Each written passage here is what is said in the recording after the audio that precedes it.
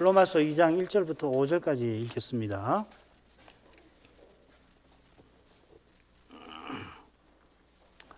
로마서 2장 1절부터입니다. 그러므로 남을 판단하는 사람아, 물론 누구든지 네가 핑계치 못할 것은 남을 판단하는 것으로 네가 너를 정죄함이니 판단하는 네가 같은 일을 행함이니라. 이런 일을 행하는 자에게 하나님의 판단이 진리대로 되는 줄 우리가 아노라.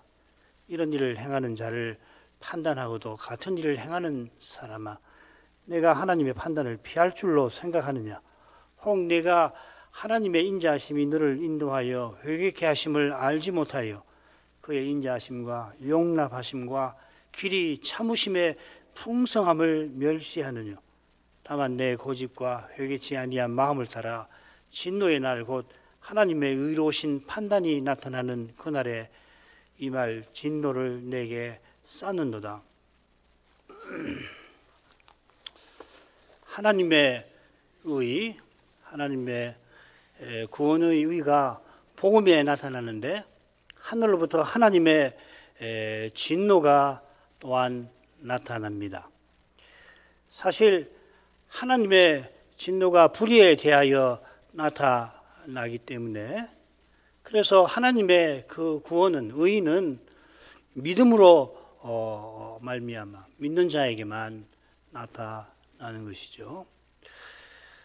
지금 이 사도의 목적이 이방인의 죄 자체를 다루는 데 있는 게 아니라 실은 구원과 믿음을 전하는 데 있습니다. 그래 18절이, 이 로마서 1장 18절이 왜냐하면 이렇게 시작되는 겁니다.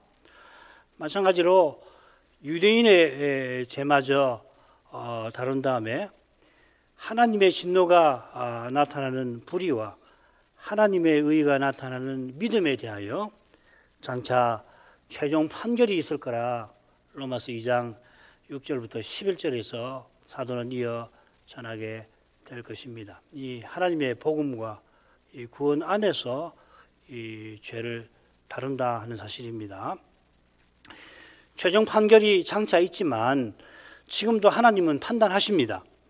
하나님께서 매 순간 만민의 마음을 다 살피시고 그래 보살피실 자는 긍휼히 여기시는 반면에 하나님께 감사와 경배를 돌리지 않고 피조물에게 경배를 돌리는 자는 마음의 정욕도로 더러움에, 부끄러운 욕심에, 상실한 마음에 내버려 두십니다. 24절의 더러움은 죄와 허물로 죽은 상태를 가리킨다 말씀을 드렸죠. 그런 상태라 죽어 있으니까 어두워져서 선을 악하다 함으로 악을 선하다 할 만큼 부끄러운 처지에 추락합니다. 26절인데 이어 동성애 이야기를 하는 거죠. 부끄러운 욕심이라고 하는 것이 동성애를 암시하고 있습니다. 이렇게까지 추락을 했으니 이미 상실한 겁니다. 이 상실했다 하는 말은 하나님의 시험에 이미 탈락했다 하는 말입니다. 그래 내놓는 것마다 합당치 못한 것들이라 28절에 밝힙니다. 이 합당치 못하다 하는 표현이 이 폭도로 돌변한 유대인들이 바울 사도의 연설을 듣고서 이런 놈은 세상에서 없이 하자, 살려둘 자가 아니다 외신 거기에 나옵니다. 여기 둘자가 아니다라고 번역을 해놨습니다. 사도행전 22장 22절에는 이 유대인들이 보기에 이 바울만큼 세상에 살 가치가 없는 그런 사람이 없다 하는 겁니다. 하나님께서 하나님을 인정치 아니하는 이들을 인정받지 못한 마음 상태에 내어버려 두시니까, 심판하시니까 그들은 아예 없는 것보다 못한 것들을 내놓습니다. 이런 것들을 내놓는 것이 이 심판의 무서운 결과입니다. 가령 모든 불의가 가득한 사람을 한번 생각해 보십시다. 차라리 그런 사람은 없는 것보다 못한 사람 아니겠습니까? 이 세상에서 혹 온갖 술수를 써서 나라를 다스린 일을 이 세상에서는 그 불가피한 일이다. 심지어는 결과적으로 대단한 일이라 그래 역사책에도 기록을 해둘지 모르지만은 그러나 하나님 나라에서는 합당치 못한 것입니다. 하나님 나라는 그런 거 하나도 아쉽지 않아요. 그처럼 해 아래서는 시기로 말미암아 업적을 세우기도 합니다. 전도서 4장 4절의 말씀이 그것이죠. 번역을 제가 좀 고치면 더 살아날지 모르겠습니다. 내가 또 본즉 사람이 이웃을 시기하여 모든 수고와 여러 가지 탁월한 일을 행하나니. 전도서 4장 4절에 그렇게 말씀드렸습니다. 해 아래서 보면 이 시기심 때문에 사람들이 이 탁월한 일을 들어 행한다 하는 것입니다. 그러니까 이 해 아래 세상은 안개가 쫙 낀 것처럼 알 수가 없는 노릇이잖아요. 그런데 그 시기로 말미암아 천하보다 귀한 자기 영혼만 망하고 마는 게 아니라 시기에서 나온 살인, 분쟁, 사기, 또 곡해, 우리말 번역에서는 악독이 가득한 자라 그렇게 됐죠. 이 온갖 일을 그냥 악하게 왜곡하는 걸 말하는 겁니다. 이런 걸로 온 세상이 망하게도 될 수 있습니다. 가령 이 시기심에 바리새인들은 주님을 죽이려 하지 않았습니까? 주님 나라는 시기심 없어도 이 세상의 것과 비할 수 없이 탁월한 일들을 이룰 수가 있습니다. 이 세상에서는 시시하게 보아요. 시시하게 시원찮다 하지만은 주님 나라에서는 탁월한 일을 이룰 수 있습니다. 주님의 교훈대로 먼저 섬기면은 하나님 나라에서 시기심은 아예 사라지게 될 것입니다. 그러나 시기심이 가득한 데서는 작은 시기심도 그대로 방치해 둬버리면은 하나님 나라는 비상사태가 될 것입니다. 이런 시기가 가득한 이 세상은 이미 얼마나 끔찍한 상태입니까? 이어지는 세 번째 목록에 12가지 악덕이 나오는데 하나님의 일반 은총에 의하여서 억제가 되지 않는다면 이 12가지가 억제되지 않은 채로 벌어진다면 세상은 지옥과도 같을 것입니다. 뒤에서 험담하는 것으로 모자라가지고 앞에서 대놓고 비방하는 사회, 하나님을 미워하여서 하나님의 권위를 무시하는 사회, 마음이 높아 자기밖에 모르는 사회, 잠자는 순간까지도 악을 도모하고 심지어 부모를 무시하는 사회, 죽은 우상을 섬기며 어두움 가운데에서 신의를 저버리는 사회, 사랑과 자비가 상실된 사회. 역사가 자랑하는 그리스 로마 문명에서 사도가 이런 두려운 사회를 본 것이 아닙니까? 불과 몇 년 후에, 이 로마서를 쓰고 몇 년 후에 네로 황제가 로마를 불태우고 10년 되겠군요. 57년쯤에 로마서를 썼다가 온다면은 바울이 로마를 가고 그 후로 몇 년 후에 네로 황제가 이 로마를 불태우고서는 시를 지어서 노래를 하지 않았습니까? 그 광기가 대체 어디서 온 것입니까? 하나님께서 지금 마귀를 결박하고 적그리스도를 막아 놓으시고서 온갖 것을 주시니까 지금 현대 문명이 이만큼이나 아마 유지되는 것입니다. 그리스도께서 약속대로 주님의 교회를 세워나가시는 이 사실을 떠나서 사람의 죄를 억제하고 심지어 사람의 죄를 이길 길은 전무합니다. 그 증거가 1장 마지막에 나옵니다. 1장 32절, 저희가 이 같은 일을 행하는 자는 사형에 해당하다고 하나님의 정하심을 알고도 자기들만 행할 뿐 아니라 또한 그 일을 행하는 자를 옳다 하느니라. 여기 이 32절에 저희는 28절에 마음에 하나님 두기를 싫어하는 자를 가리킵니다.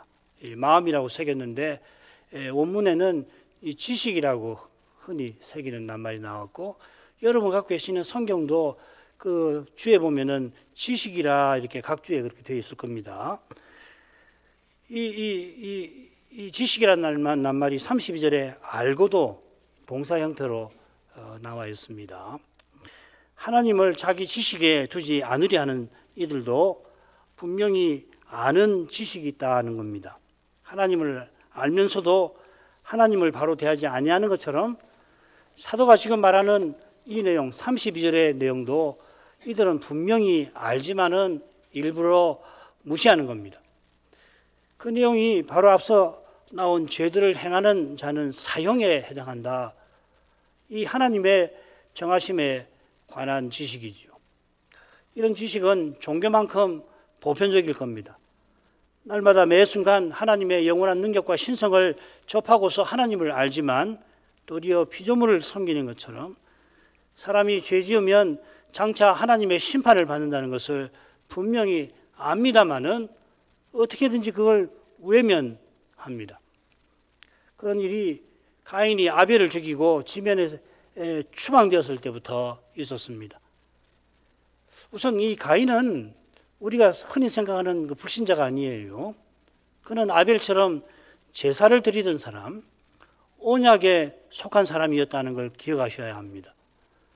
그가 무서운 죄로 심판을 받아 땅에서 피하며 유리하는 자가 될 것이라 하나님이 그렇게 심판하셨는데 결국 에덴 동편 노 땅에 거하고 유리하라고 했는데 거기 거주하고 게다가 거기 성을 쌓고 그것도 모자라서 자기 아들의 이름으로 성의 이름을 붙이잖아요. 영원 불멸을 하겠다.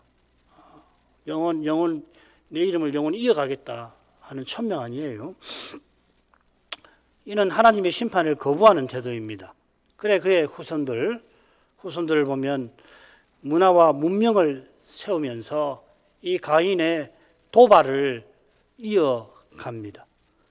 문화와 문명을 통하여서 죄와 죽음의 현실에 눈 감고 하나님의 심판을 회피하려 한 것입니다. 20세기 10명의 철학자에 늘 꼽히던 어느 사상가는 사람이 죽음을 향하는 존재라는 것을 잊어버리고 다들 일락에 탐닉해 있다.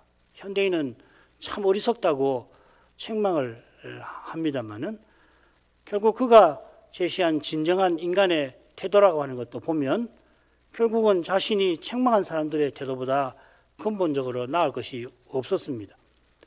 죽음을 향하는 그 사실은 말하지만 정작 죽음을 모르니까 하나님의 심판이 죽음이 하나님의 심판이라고 하는 것을 외면하니까 그가 위대한 철학자라고 내놓는 대책 역시도 사람에게 참된 의미를 주는 것은 아니었던 것입니다. 이 사람이 말하는 그 존재론의 그 존재의 의미이거든요, 사실은. 그 의미를 궁구하겠다고 존재를 누구보다도 열심히 탐구했는데 참된 의미는 주지 못해요. 지난 세기까지 서양 사상에서 가장 처절한 몸부림 중에 하나는 죄책감에서 벗어나는 것일 겁니다. 이미 기독교의 신은 죽었다고 이 서양 사상에서 선언을 했습니다마는 희한하게 죄책감은 죽지를 않고 어딜 가든지 이 죄책감이 따라다니는 거예요. 죄책감이 죄에 대한 하나님의 심판에서 근원적으로 나오는 것이므로 무슨 수를 써더라도 치울 길이 없는 거예요. 그런 감정을 완전히 짓밟아 버린 것 같은 그런 정신현상이, 회개한 정신현상이 오늘날 말하신 것도 우연은 아닐 겁니다. 사이코패스 같은 그런 것이죠. 그러나 아무도 그런 사이코패스가 되어서 죄책감을 없애버리려고 하지는 않을 거예요. 정상과 비정상의 경계가 지금처럼 무너진 적이 없는 것 같습니다만은 이 사실 자체가 지금 이 세상이 얼마나 비정상인가를 보여주는 것 같습니다. 하나님의 정하심이 이 로마서에만 5번 나옵니다. 흥미롭게도 두 분은 율법과 관련해서 율법의 이 제도, 요구라고 번역됐는데 율법의 정신이라고 새기면은 제일 좋을 겁니다. 그 의미는 율법의 정신이란 말입니다. 두 번은 그리스도의 의와 그 결과를 가리켜서 사용됩니다. 심지어 여기 언급된 하나님의 정하심도 하나님의 사랑과 무관하지 않음을 짐작해야 합니다. 이는 하나님께서 선악과 금령을 세우신 것과 붙어 있는 거죠. 하나님께서 인생을 멸망시키려고 선악과 금령을 세우신 게 아니라 오히려 영원한 생명에 이르게 하려고 세우셨습니다. 이런 점에서 하나님의 의로운 결정이라, 이 정하심이라는 말을 의로운 결정이라고 새기는 것도 좋을 것 같습니다. 그런데도 타락한 사람은 하나님의 정하심을 알고도 저 두려운 일을 행할 뿐 아니라 그런 죄에 범하는 자를 옳다 합니다. 믿지 아니하는 사람이 모두가 다 이렇다, 늘 이렇게 옳다 한다는 것은 아닐 거예요. 하나님께서 내버려 두실 때에, 심판하실 때에 이렇게까지 한다는 겁니다. 이 옳다 한다는 이 낱말이 청년 사울에게 사용이 되었습니다. 로마서 8장 1절에 그리고 22장에도 그 사건을 인용합니다. 바울이 스데반의 처형을 마땅히 여기고, 사도행전에 마땅히 여기고라고 번역했는데 또 찬성했다 이렇게 새겨놨습니다. 스데반을 죽인 일이 얼마나 악합니까마는 그때 바울은 그 일을 마땅한 일로 여겼습니다. 옳다고 찬성했습니다. 그때 바울이 얼마나 위태로운 상태였는지 짐작하고 남음이 있습니다. 스데반의 처형을 마땅히 여기는 그는 한술 더 떠서 외국 성까지 가서 교회를 핍박하게 됩니다.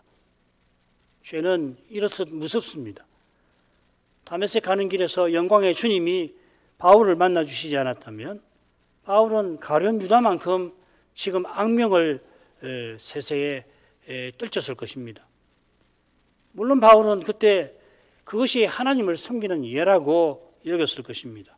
바로 이 주제가 로마서 2장에 나올 것입니다. 죄가 이만큼 두려운 것임을 기억하고서 우리 마음에 이런 생각이 스쳐만 가도 두려워하며 주의 앞에 겸손히 회개해야 올 것입니다. 그 다음 유대인의 죄에 관한 부분인데 셋으로 나눠보죠. 남을 판단하는 유대인은 핑계치 못하고 하나님의 판단이 진리대로 된다. 1, 2절입니다. 그 다음에 3, 4절에는 유대인의 교만한 생각과 태도를 책망하는 말씀이 나옵니다. 5절은 유대인이 진노의 날에 이 말 하나님의 진노를 쌓아가고 있다 하는 겁니다.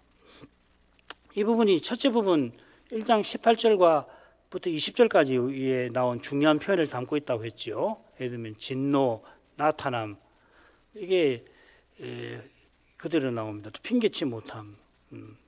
특별히 핑계치 못한다는 말은 전체 신약 성경에 여기만 두 군데에 나옵니다. 그러니까 사도가 의도적으로 지금 이 부분을 유대인의 죄를 다루면서 로마서 1장 18절부터 20절 내용을 염두에 두고서 용어를 이렇게 구사했다 이 말이죠.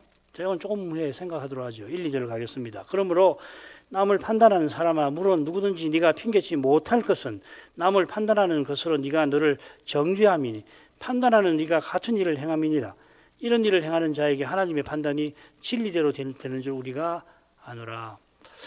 1절은 그러므로 하고서는 바로 이 핑계치 못한다 하는 표현으로 시작됩니다. 이 표현이 1장 20절 끝에 나와요. 이방인이 하나님을 알면서도 하나님을 섬기지 아니하니까 핑계치 못하는데, 이번에는 남을 판단하는 사람이 역시 핑계치 못합니다. 이 사람은 하나님을 섬긴다고 하는데 장차 하나님의 심판대 앞에서 핑계치 못할 겁니다. 이 죄는 정말 희한해요.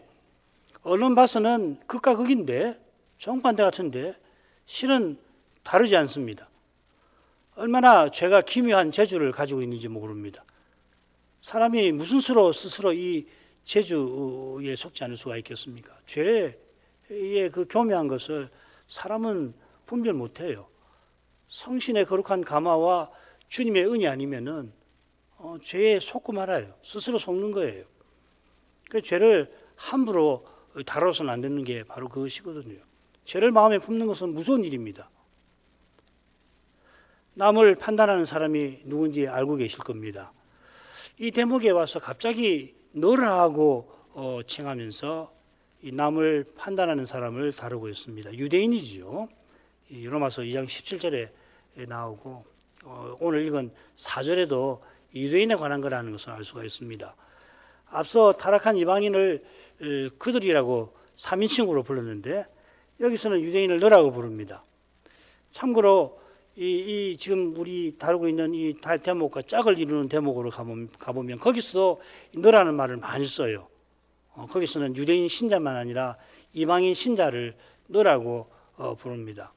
그러니까 너라고 부르는 것은 이 사도가 마치 자기 앞에 그 대상이 있는 것처럼 생각하고 주제를 다루는 거 아닙니까?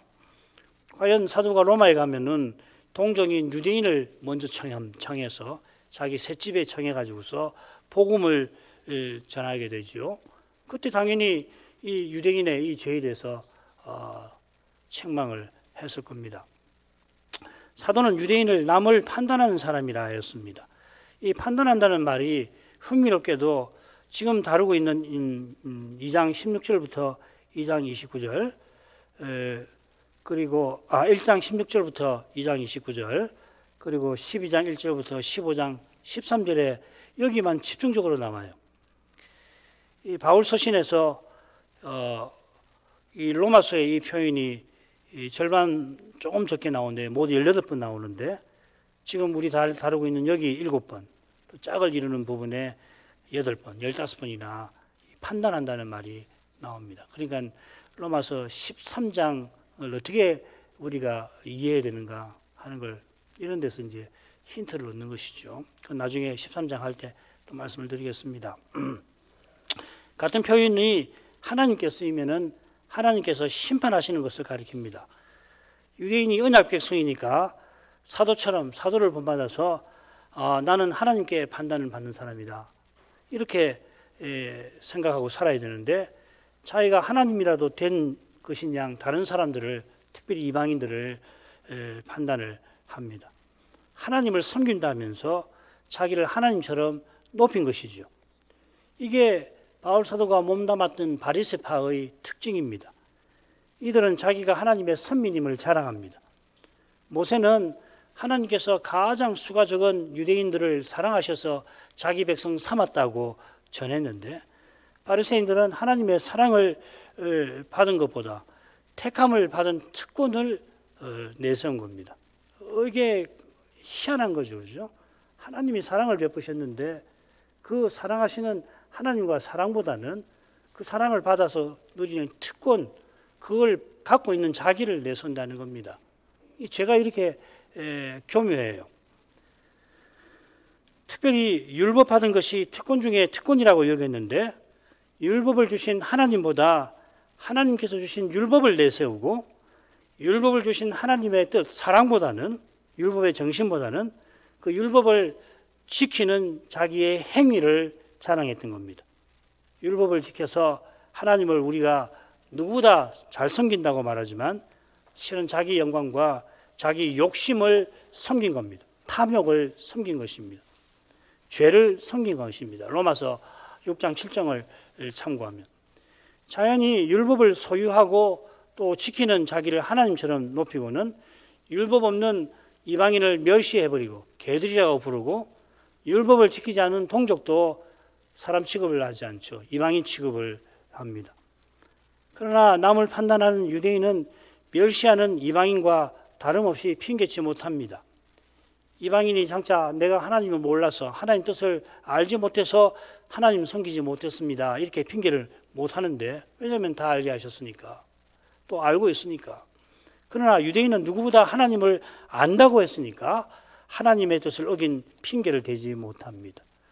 그가 남을 비난할 때 제시하는 그 기준이 비난하는 자신을 정죄하기 때문입니다. 예수님도 산상보원에서 바리새인들을 그렇게 책망을 하셨죠. 주님께서 외식하는 그들을 향하여 이 외식하는 자라는 말이 이 마태복음이나 복음서에 나오면 이 바리새인을 가리킨다고 이해하시면 좋습니다. 자기 눈에 들보가 있는데도 형제의 눈에 있는 티를 빼내려 한다 하고서 이 외식하는 자 바리새인을 책망하셨죠. 그들이 비판하는 그 비판으로 그들이 비판을 받을 것이다. 심판받는다는 이야기입니다. 지금 사도도 주님과 똑같이 동족을 책망합니다. 남을 판단하는 이들이 자기를 정죄하게 되는 이유가 이어 나옵니다. 네가 같은 일을 행함이라. 같은 일은 로마서 1장 후반부에서 사도가 열거하는 죄들이겠죠. 이 짝을 이루는 2장 12절부터 24절에 보면 사도가 율법을 어기는 유대인들의 죄를 율법과 관련해서 지적을 하게 될 겁니다. 거기 보면 도둑질이라든지 간음이라든지 신사 물건을 훔치는 우상 숭배를 말라고 율법이 금하는데 정작 신사 우상 정각이 들어서 물건을 훔친단 말이죠. 이 죄들이 이방인의 죄와는 똑같지는 않지만 비슷합니다. 이 도둑, 간음, 이 우상 숭배 이 주제거든요. 아울러 여기서 같은 일은 또 뭘 가리키냐면 이런 죄를 짓는 자는 사형에 해당된다는 것을 알고도 행할 뿐 아니라 그런 일을 행하는 사람을 옳다 하는 것을 가리키는 것 같아요. 유대인은 당연히 하나님의 정하심을 알고 그런 일을 행할 뿐만 아니라 그런 일을 행하는 자를 정죄합니다. 이방인은 하나님의 정하심을 알고도 그런 일을 행하는 사람을 두둔하는데 유대인은 판단하는 거죠. 누가 더 악한지 저울질하기가 쉽지는 않습니다만은 지금 사도가 교훈하는 것을 보면 유대인의 그 저울판이 이방인의 것보다 더 아래로 내려갈 것 같습니다. 주님의 십자가 앞에서 공회의 죄가 헤롯과 빌라도의 죄보다 심각하지 않았습니까? 사도는 우리가 안 오라 하고서 하나님의 심판을 선언합니다.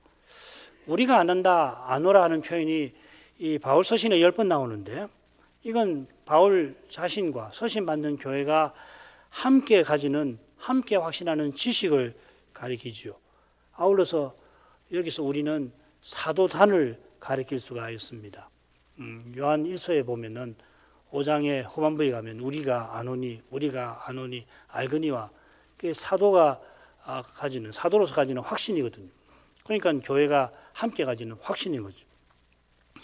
하나님의 심판이 진리대로 이루어질 것을 사도는 확신합니다. 하나님께서 말씀하신 대로 심판하십니다. 그런 점에서 하나님은 신실하게 심판하십니다.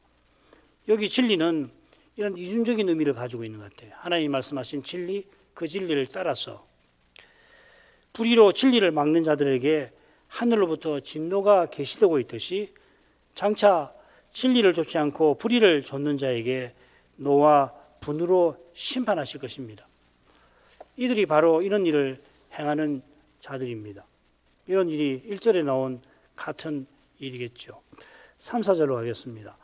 이런 일을 행하는 자를 판단하고도 같은 일을 행하는 사람아, 네가 하나님의 판단을 피할 줄로 생각하느냐? 혹 네가 하나님의 인자하심이 너를 인도하여 회개케 하심을 알지 못하여 그의 인자하심과 용납하심과 길이 참으심의 풍성함을 멸시하느뇨. 여기서는 이런 일을 행하는 자를 판단하고도 같은 일을 행하는 사람이라 다소 유대인을 앞서보다는 더 길게 부릅니다. 이런 일을 행하는 자들은 2절에 나오죠.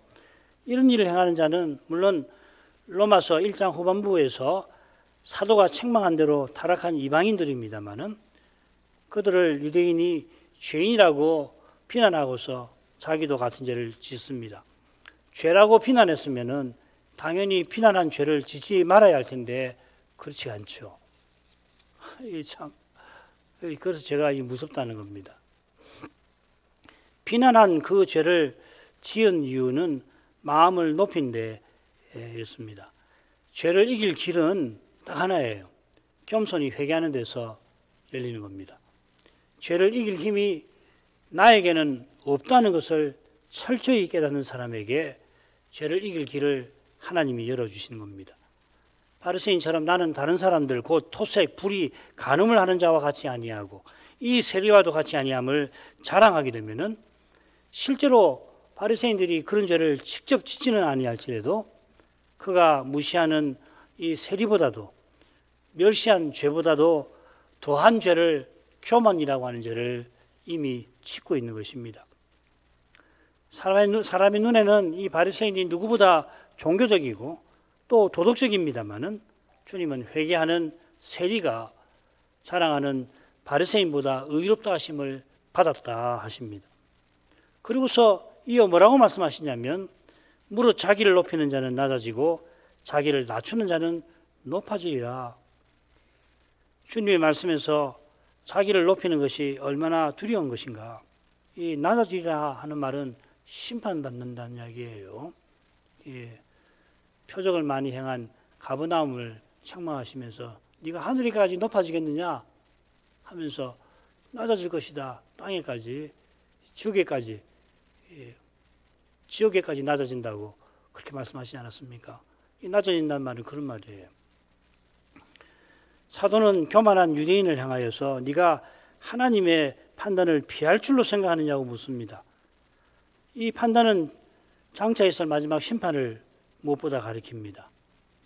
이어지는 말씀에서 분명하게 나타납니다. 그러나 그때까지 하나님께서 교만을 방치하시냐면 그렇지 않습니다. 사람이 보기에는 교만한 자가 하늘만큼 높아지는 것처럼 보입니다마는 그게 실은 하나님의 진노를 쌓고 있는 것입니다. 매 순간 사람의 마음까지 살피시는 하나님께서 교만한 생각의 작은 조각도 그냥 두시지 않습니다. 하나님의 심판을 피할 길의 은혜밖에는 없습니다. 교만하고도 하나님의 심판을 피할 줄로 생각하는 것은 하나님의 인자하심과 용납하심과 길이 참으심의 풍성함을 멸시하는 겁니다. 여기 인자하심 그리고 길이 참음이라는 표현이 자주 함께 나와요. 바울 서신을 보면.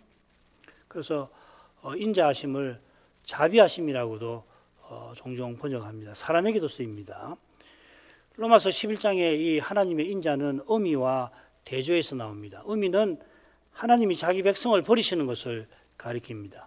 인자는 하나님이 자기 백성에게, 심지어 자기 백성 아닌 이방인에게 사랑을 드러내시는 것을 가리킵니다. 그 사랑이 심히 거룩하셔서 언약 백성의 죄에 대하여 용납하심과 오래 참으심으로 나타납니다. 이 용납하심이 로마서에만 2번 나오는데 하나님께서 길이 참으시는 중에 전에 지은 죄를 간과하셨다. 로마서 3장 25절에 나옵니다.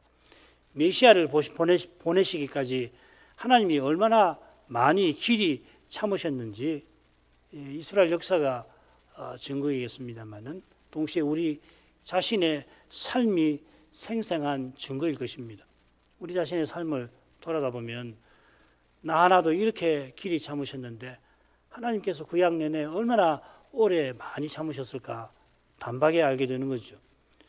지금 바울 사도가 로마서를 보낸 때는 주님의 십자가가 있고 20여 년이 지난 때입니다. 주님의 십자가에서 유대인의 죄가 얼마나 크고 끔찍하게 드러났습니까? 구약 내내 선자들을 죽여 흘린 그 의로운 피가 다 너희에게 돌아가리라 하실 만큼 예수님을 십자가에 내어준 죄는 큽니다. 이 경고대로 유대인은 심판을 받고 예루살렘은 10년 좀 더 지나서 무너질 건데 예루살렘 성 안에서 일어난 일은 역사에 유례가 없는 그런 끔찍한 것이었습니다. 얼마나 끔찍한지 계시록을 해석하는 학파 중에 과거론자들이 있어요. 이분들은 예수님이 말씀하시는 대환란은 그때 이미 끝났다고 이야기합니다. 예수님이 말씀하신 대환란은 예루살렘이 멸망할 때 그 안에서 있었던 사람들이 당한 환란이다. 그렇게 이야기를 해요. 물론 받아들일 수 없지요. 그렇지만은 십자가 사건이 있던 그때에 하나님의 진노가 쏟아져 내려 마땅할 만큼 유대인들의 죄는 심각했고 예루살렘 멸망이 그 증거입니다. 그러나 하나님께서 여태껏 그들을 용납하십니다. 얼마나 길이 많이 용납하시는지 길이 참으심의 풍성함이라고 표현을 합니다. 사정이 이런데도 유대인들이 스스로를 높여 남을 판단하고 있는 것은 길이 참으신 하나님께서 더는 참지 못하시게 만드는 겁니다. 유대인이 얼마나 교만한지 하나님의 인자하심이 너를 인도하여 회개케 하심을 알지 못했다 합니다. 바리새인의 기도에 드러나듯이 그는 자기가 회개할 것 없는 의인임을 감사합니다. 회개할 것 없는 정도가 아니지요. 율법을 철저히 지키는 의인이라고 감히 자랑하고 있습니다. 그런 그에게 죄인을 불쌍히 여기시는 하나님의 인자하심, 자비하심은 필요치 않습니다. 의로우신 하나님께 자기 같은 의인이 필요하실 거라고 착각하는 거죠. 얼마나 오만합니까? 하나님이 자비하신 하나님 내게 절실하십니다 라고 생각하는 게 아니라 의로우신 하나님께서 의로우시기 위해서 나 같은 어려운 사람들이 필요하실 거다. 내가 하나님을 하나님 되게 만든다. 그거 아닙니까? 하나님도 자기 영광을 위한 덜러리로 세우는 겁니다. 5절로 가겠습니다. 다만 내 고집과 회개치 아니한 마음을 따라 진노의 날 곧 하나님의 의로우신 판단이 나타나는 그날에 이 말 진노를 내게 샀는도다. 유대인의 교만은 고집과 회개치 아니한 마음과 붙어 있습니다. 스데반이 순교할 때 미칠 듯이 자기에게 돌을 던진 유대인들을 스데반이 비슷한 말로 묘사하죠. 목이 곧고 마음과 귀에 할례를 받지 못한 사람이라. 이 목이 곧다는 말하고 고집이란 말이 그 헬라어로 보면 거의 비슷합니다. 이 구약에 가면 강팍이라고 하는 말입니다. 목이 곧고 마음에 할례를 받지 못한 유대인들이라 한 것은 그들이 할례 받은 것을 내세우면서 하나님을 지독하게 거역하는, 고집스럽게 목을 빳빳이 세우고 하나님께 거역하는 것을 꼬집는 것이겠죠. 요컨대 그들이 할례를 받았지만 항상 성신을 거슬러 행했던 것입니다. 이 주제가 2장 마지막에 나오는 거 아닙니까? 그 결과 그들은 그 의인 메시아를 잡아주고 살인한 데 이르고 말았습니다. 이 말을 듣자 유대인들은 마음에 찔려서 스데반을 향하여 이를 갈면서 마침내 이 스데반도 죽여버립니다. 그 자리에 바울이 있었습니다. 그가 훗날 선교 여행 내내 유대인들에게 핍박을 직접 당했습니다. 바울이 동족의 구원을 위하여 자기가 그리스도에게 끊어지는 저주도 바꾸자 했지만은 그러나 자기 동족이 이 두려운 죄를 고집하고 있으니까 그들이 이제 하나님 심판을 피할 길이 없다 하는 것을 분명히 알고 데살로니가 전서 2장에서 이렇게 밝힙니다. 유대인은 주 예수와 선자들을 죽이고 우리를 쫓아내고 하나님을 기쁘시게 아니하고 모든 사람에게 대적이 되어 우리가 이방인에게 말하여 구원 얻게 함을 저희가 금하여 자기 죄를 항상 체험해 노하심이 끝까지 저희에게 임하였느니라. 하나님의 진노가 하나님의 의로우신 심판날에 마지막 날에 그들에게 다 쏟아지겠습니다마는 불과 12년 지나 주 70년에 하나님의 심판이 예루살렘에 임하게 되어 이 예루살렘은 망할 것입니다. 유대인들이 판단하면서 하나님의 진노를 하늘에 달 만큼 쌓고 있습니다. 얼마큼 하죠? 거룩하신 아버지, 이 사도의 서신에서 그리스도께서 십자가를 지시지 않을 수 없게 한 우리의 죄에 관하여 배우게 하십니다. 사도가 서신에서 다루는 이방인과 유대인의 죄가 우리와 상관없는 것이 아님을 기억합니다. 우리 안에 거하고 있는 죄도 근본에서 다를 것이 없습니다. 어떠한 죄도 그 자체로는 하나님의 심판을 피하지 못할 것입니다. 사도가 유대인들에 관하여 기록한, 특별히 스데반을 핍박한 일에 관하여 기록한 것이 저 두려운 순간 적그리스도가 등장하는 날에 신약의 교회도 얼마든지 어쩌면 그보다 더 지독하게 나타날 수 있을 거라 생각이 듭니다. 어떤 죄도 하나님의 심판을 그 자체로는 피할 수가 없고 오직 하나님의 거룩한 사랑이 우리의 죄를 사하여 주십니다. 그 거룩한 사랑을 맛보는 길이 말씀의 거룩한 빛 가운데에서 우리 자신의 죄를 깨닫는 데서 열릴 것입니다. 장차는 이 무서운 죄의 권세에서 다 벗어나게 해주실 것입니다. 그 위대한 일을 예수께서 부활하신 주님이 크신 능력과 지혜로 이루고 계시는 줄 압니다. 주님만 이 일을 이루십니다. 그래서 때때로 우리 앞에 벌어지는 현실이 이 주님의 약속과 행하심과 아주 어긋나게 보이기도 합니다. 그럴 때마다 더욱더 하늘의 주님을 바라볼 수 있게 해 주옵소서. 주께서 우리의 유일한 구원이요 소망이심을 깨우쳐 주시고 이 주님을 더욱 의지하게 하옵소서. 예수님 이름으로 기도합니다. 아멘.